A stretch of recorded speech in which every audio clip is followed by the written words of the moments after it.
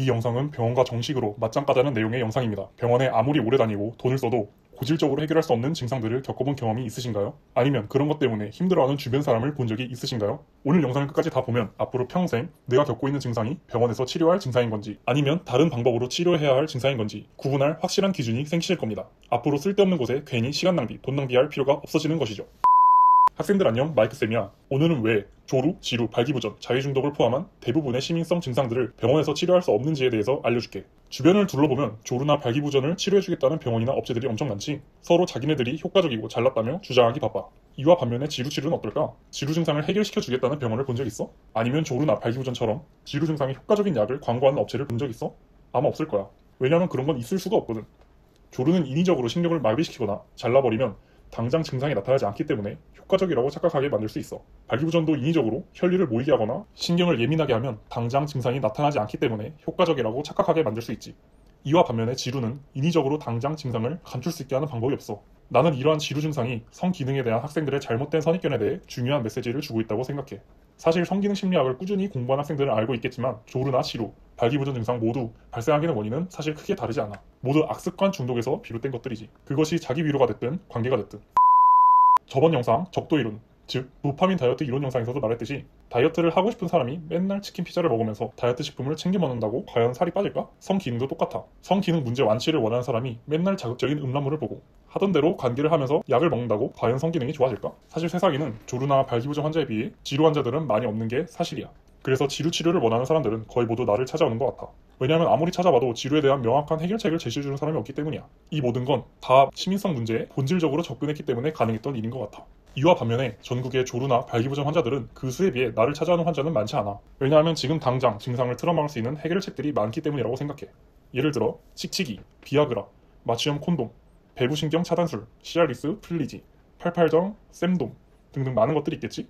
위에 있는 목록 중 하나라도 사용을 해본 학생 혹시 있어? 그 학생들은 알 거야. 사용하면 당장은 좋아지지만 증상은 시간이 지날수록 악화되고 그로 인해 스트레스만 늘어간다는 사실을. 왜냐하면 위의 것들은 절대 본질적인 해결책이 될 수 없기 때문이야. 물론 위의 것들은 지금 당장 눈에 효과가 나타나기 때문에 접근하기도 쉽고 효과적이라고 느낄 수 있어. 하지만 지능이 높은 사람은 절대 그렇게 생각하지 않아. 더 고차원적으로 생각해서 이게 정답이 될 수 없겠구나 생각하지. 그래서 나를 찾아오는 조루나 발기부전 환자들은 대체적으로 말을 잘하시고 이해력이 빠른 분들이 많은 것 같아. 대체적으로 평균 이상으로 지능이 높은 사람들이 나의 영상이나 칼럼을 정기적으로 보고 상담을 요청한다고 생각하기 때문이야. 결론적으로 말하자면 지루 치료의 유일한 해결책이 중독 탈피인 것처럼 다른 성기능 문제의 해결책도 중독 탈피라는 것을 받아들여야 돼. 그럼 어떻게 자신의 자기 위로 습관이나 관계 습관에서의 중독을 탈피시킬 수 있을까? 그건 바로 현실을 자학함으로써 환상 깨기를 통해 가능해. 이를 빠르게 할 수 있는 방법은 성기능 심리학에 대한 많은 지식들을 쌓는 것에서부터 시작하지. 나는 내가 직접 책을 읽고 논문을 읽고 강의들을 찾아 들으면서 뇌과학과 신경과학, 심리학에 관한 지식들을 쌓았지만 학생들은 그럴 필요가 전혀 없어. 내가 앞으로 찍을 영상들을 통해 지식들을 무료로 쉽게 쌓을 수 있을 거야. 중독 치료에 대한 이야기를 계속하자면 악습관 중독이 형성되는 과학적 원리는 다음과 같아. 쉽게 게임으로 예시를 들어볼까? 게임을 하면 보상으로 해서 도파민이 분비된다. 게임을 다시 하고 싶어진다. 엔돌핀이 작용하여 행복감을 느낀다. 기대심리가 생긴다. 게임을 또 하고 싶어진다. 컴퓨터 앞에만 가면 자동적으로 게임을 실행한다. 게임을 안 하면 불안감을 느끼고 게임을 갈망하게 된다. 게임을 달고 사는 악습관이 형성된다. 즉, 공부로부터 받은 스트레스가 게임을 했더니 기분이 좋아지면서 풀리는 경험을 했다면 게임은 도파민을 주는 행동으로 학습돼.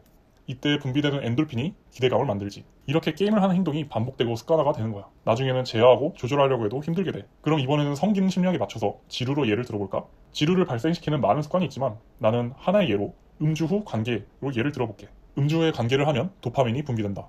도파민이 분비되어 도파민 수용체가 마비되어 도파민 흡수율이 낮아진다. 엔돌핀이 작용하여 행복감을 느낀다. 음주 없이 관계할 때도 똑같을 거라는 기대 심리가 생긴다. 기대와 만회 심리로 관계를 또 하고 싶어진다. 음주 후 관계 때와 똑같이 자동적으로 지루 증상이 나타난다. 지루 증상이 나타날까 불안감을 느끼게 된다. 지루를 달고 사는 악습관이 형성된다. 즉, 음주 후에 관계를 해서 만족감을 느낀 경험을 했다면 음주 후 관계는 도파민을 주는 행동으로 학습되는 거야. 하지만 마비된 도파민 수용체는 도파민을 잘 흡수하지 못하지. 마찬가지로 이때 분비되는 엔돌핀이 기대감을 만들어. 이렇게 음주를 하지 않아도 지루 증상이 반복되고 자동화가 되는 거고 나중에는 지루를 제어하고 조절하려고 해도 힘들게 되는 거야. 자기도 모르게 지루 치료와 점점 멀어지게 되는 거지. 다른 성기능 문제들은 이와 원인은 다르지만 원리는 똑같아. 따라서 본질은 본인의 악습관 패턴들을 철저하게 분석하고 그것들을 서서히 바꿔나가는 것에 있어. 그렇게 성생활에 대한 선습관을 오랜 시간 이어나가면서 호르몬과 신경계 분비 체계를 정상화시키는 것만이 유일하게 본질적인 해결책이야. 이해하기 쉽게 정리를 해줄게. 첫 번째, 증상이 있다고 병원부터 가지 말고 자신의 문제를 발생시킨 습관들을 알아내서 개선하자. 두 번째, 그래서 성생활에 대한 기대감과 환상을 깨트리자.